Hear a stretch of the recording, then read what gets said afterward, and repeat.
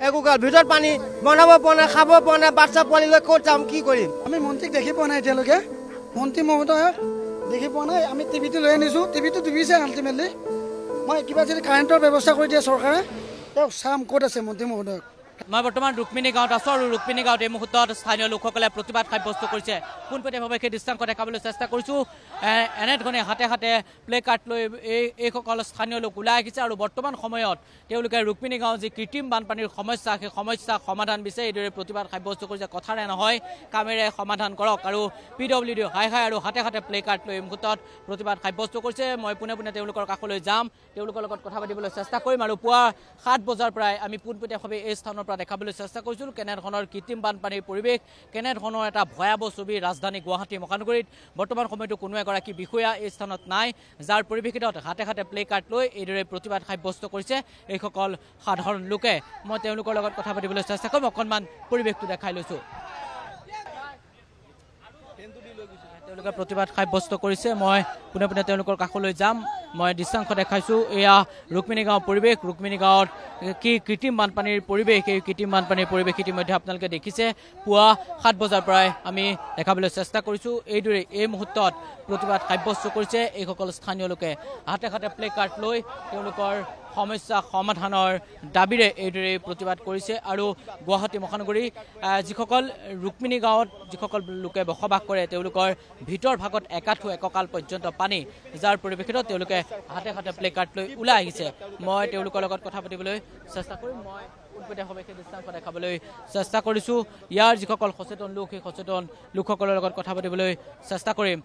হাতে হাতে play card লৈ আপোনালোকে প্ৰতিবাদ আমাক একো নালাগে, খালি আমাৰ সেই উন্নয়ন কামখিনি হ'ব লাগে, সমস্যা লাগে, সেইটোৱে আৰু। এতিয়া অৱস্থা নাই, লেট্ৰিনত যাব পৰা নাই, বাথৰুম বাচ্চাই গৈ পানী নাই, খাব পৰা নাই। কালিৰ পৰা কোনো অহা নাই আজিলৈকে খবৰটো।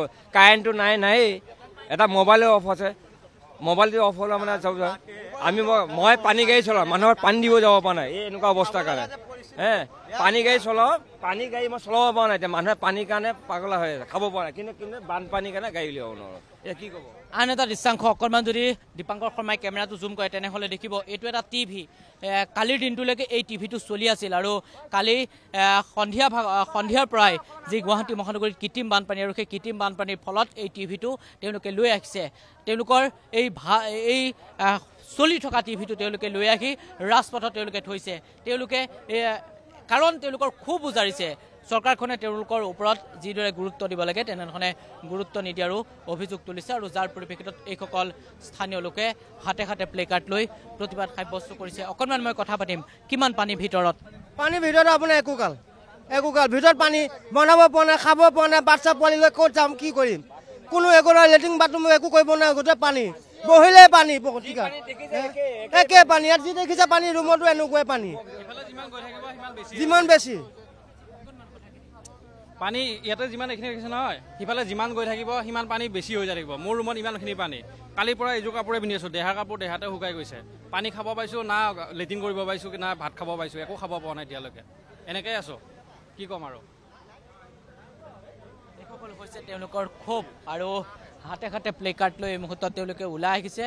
কোনো কাৰণতেই চৰকাৰে লোৱা সিদ্ধান্ত কোনো কাৰণতে মানি নলয় বা চৰকাৰখনে পূৰ্বে যেনেধৰণে কাম কৰিব লাগিছিল তেনেধৰণে কাম নকৰাৰো অভিযোগ তুলিছে। মই আপোনাৰ কাষলৈ আহিছোঁ।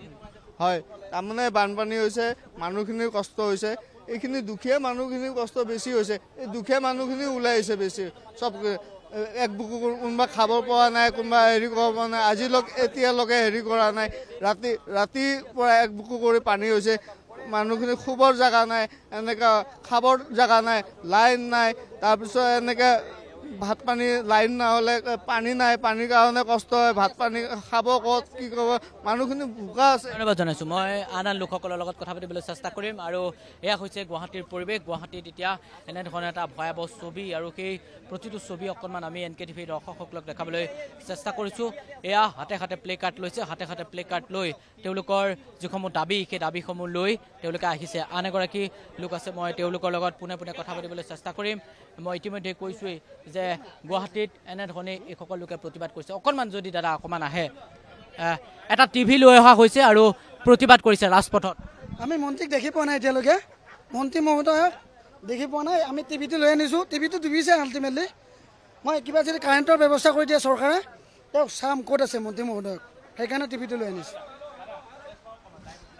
এয়া হৈছে তেওঁলোকৰ ক্ষোভ ইতিমধ্যে মই কৈছোঁৱেই গুৱাহাটীৰ ৰুক্মিণী গাঁৱৰ পৰিৱেশ আৰু ৰুক্মিণী গাঁৱত বৰ্তমান সময়ত দুখনকৈ বৰ্তমান সময়ত SDRFৰ নাও চলিছে আৰু বৰ্তমান হাতে হাতে প্লে কাৰ্ড লৈ আৰু সন্মুখত এটা টিভি লৈ প্ৰতিবাদ সাব্যস্ত কৰিছে এইসকল মহানগৰীকে